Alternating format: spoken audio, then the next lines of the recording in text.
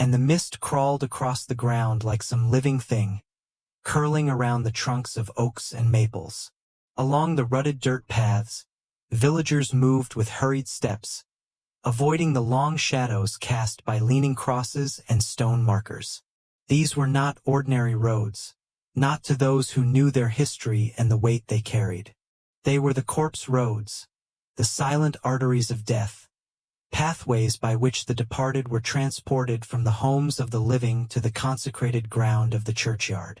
To walk them was to feel the gaze of the dead pressing close, to smell the lingering stench of earth turned over, and to hear the whispers of souls left behind.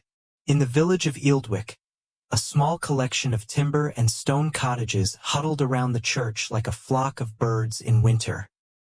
The villagers spoke little of the road that wound northward to the cemetery, for to speak too loudly was to invite ill luck.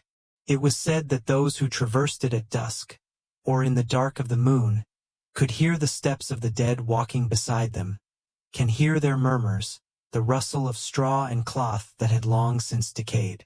On a particular morning in late autumn, the villagers awoke to find that the priest, Father Anselm, had ordered a funeral procession. The corpse belonged to a man named Godric, a laborer known for his quiet temperament, whose death from fever had been swift and merciful.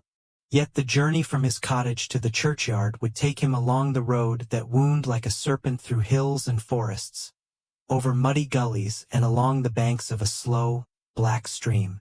The pallbearers, men of the village, shouldered the coffin with solemnity, the weight pressing down upon their shoulders as heavily as the knowledge of what they carried.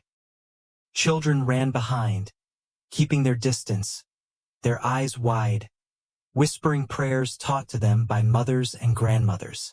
Women scattered sprigs of rosemary and yarrow along the path,